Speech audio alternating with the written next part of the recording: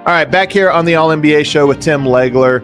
Legs, the other move that happened here, the Los Angeles Lakers have added Marcus Smart to their roster.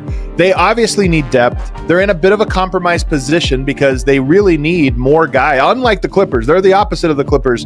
They don't have guys that can really spell them. They too have old players like LeBron James on their roster.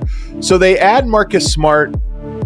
He's kind of an interesting player because he's so valuable at certain things, but he's also kind of a tough guy to project, like to fit into every type of lineup. So is this one of the places you expect Marcus Smart to be a good fit? And what does he bring to the Lakers? Here's why I like him in this situation more than probably even at times in Boston or Memphis. It's because he's not going to have the ball as much, and I like that. I don't necessarily completely trust Marcus Smart with making great decisions all the time. I think sometimes he blows me away with his offensive confidence. You know, and it's a great thing to have. Good for him. I mean, it's good to be confident. There are times I think he got a little bit outside of himself offensively throughout his career and can hurt you. In this situation, he'll have the ball some, but primarily off the ball. And look, he's not a great three-point shooter. He's streaky. He can get hot from there, help you. His primary goal in this situation is going to be to take pressure off of Luka Doncic defensively. That's the biggest thing that Marcus Smart is going to do. And that is a luxury now for JJ Redick, that he can be more selective with who Luka guards, protect them a little bit more. And it was obvious, they were almost unaware how much they were going to have to protect Luka defensively when they got him. You could see it. Some of the stuff they were doing in games, it was like almost, and even to LeBron James, it was almost like surprising. Like, I knew that he wasn't a great defender. I didn't know we were going to have to go out of our way to this extent and really compromise ourselves with extra traffic running at people that Luka's guarding, and the way your defense will get completely imbalanced because you're worried about Luka getting blown by. So now you have the luxury to have certain lineups out there where you could have more defense on the floor to protect Luka. And Marcus Smart won't be, for the most part, your primary decision maker with a live handle. That's fine. He can slash, he can get on the boards, do all the dirty work, fight for loose balls, be an irritant, guard guys, knock down some occasional threes, but not be that guy that you're relying on for large minutes of the game to make great decisions and great reads and not turn the ball over.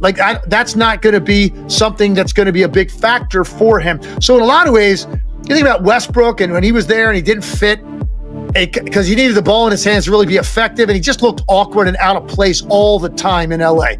When to slash, when to cut, he would get the ball late in the clock from the three-point line, which was obviously not a good shot for him. So this is, I think, a guy that can fit in with a similar style game in terms of the way he defends and the energy he plays with, all those things, but he'll fit in better offensively with this group, I think, than Westbrook did, and give you more consistent high-level defense against just about anybody. So I like Marcus Smart in this fit and in this situation with the Lakers. I like it conceptually too, and I think you're right. If you look at their roster, their depth chart, there's not a lot of plus defenders. Even if you just say plus defenders, not Luka, not Austin Reeves, not Rui, DeAndre Ayton, not really. So you don't have any perimeter containment. You don't have a great rim protector. I think LeBron can be a great defender. Is that what you're asking him to do all year? Is like, hey, just focus on your defense? Probably not. Two-way player, so he'll pick his spots. I think Jared Vanderbilt is a good defender. Jake LaRavia, okay. Marcus Smart, to me, then becomes not just because I do think he's a tough player. I think offensively what you said about him was almost charitable about his problem is he's too aggressive sometimes. He tries to step outside the lines. He's not a great shooter. So as a softball player, I think there'll be some issues. But defensively, they don't have anybody else that can guard out on the perimeter like that. And so to me, he almost becomes essential, despite the fact that he might be a little bit of a clunky fit on offense.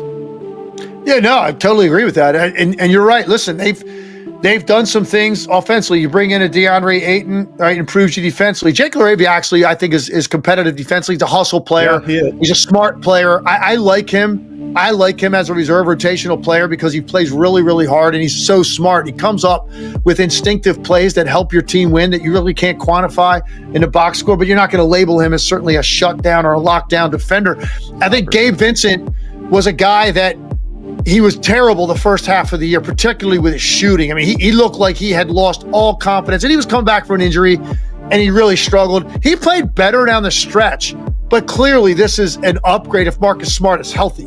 This is a significant upgrade at those backup guard minutes. So I like it, man. Look, I don't know how much I like the Lakers. I want to see them a little bit. They're one of those teams that I just don't think you have any choice but to reserve judgment. Some of these teams, I feel comfortable when I'm thinking about Houston, Denver, the Clippers. I feel comfortable. Even Minnesota. Like, I kind of know what they are, what they're going to be, what to expect. And hey, maybe the ceiling's a little higher or maybe the floor's a little lower. You know, that'll play out over time. But I'm pretty comfortable within a certain range who they are. I feel like I don't know what to expect out of the Lakers. I want to see Luka at the start of the year. I want to see what Ayton looks like and how they use him. I want to see what these new guys look like and what they bring. What Marcus Smart brings, what Jake LaRavia brings. So I have a lot of question marks about the Lakers. So I think it's not like you're sitting on the fence. I need to see that product for 20 games at the start of the year and get a better understanding of what all of this really means in terms of the hierarchy in the Western Conference.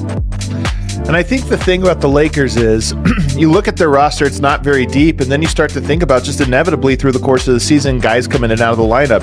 And for me, there's a lot of guys, like if you told me Austin Reeves missed 10 games for something, they're become very thin. If you told us Luka, obviously, even Rui, if he misses a handful of games, your depth just gets so thin. And I think that's one of the big parts of this. And Marcus Smart, if he does have to step into like that high, he's starting and now he's playing all these minutes. I think it helps them. I think it makes their best punch better. But I do wonder if this is a rocky regular season. They won 50 games last year, which is very impressive given the roster and the limitations they had. They won 50 games. I think it's going to be hard for them to repeat that this year just with how thin everything is. Yeah, I agree with that, man. Like I think some of these teams at the top of the West have gotten better, or they are what they are, which is a champion in the case of the Thunder, and they won 68 games last year. Like, they're not any worse, that's for sure. This is going to be a different offseason for them, so we'll see what their approach is and how it affects them. They're young guys, so you think that they'll be okay, but it's still going to be different. It's just you're a champion now. Just you carry yourself differently, you feel differently. Are they as hungry? Do they want to, put something together here over the next 5-6 years to be one of the all-time great teams? That's what their goal is going to be. I don't know if they're going to be able to live up to that. They're also going to have to make decisions on their role players because they just paid their top 3 guys. So a lot. So you're going to have to plug and play now with some of these other guys that were really important to you. And you don't know always that it's going to fit. But other teams clearly have gotten better. Let's see what's up with the Lakers, man. They're an interesting team to me.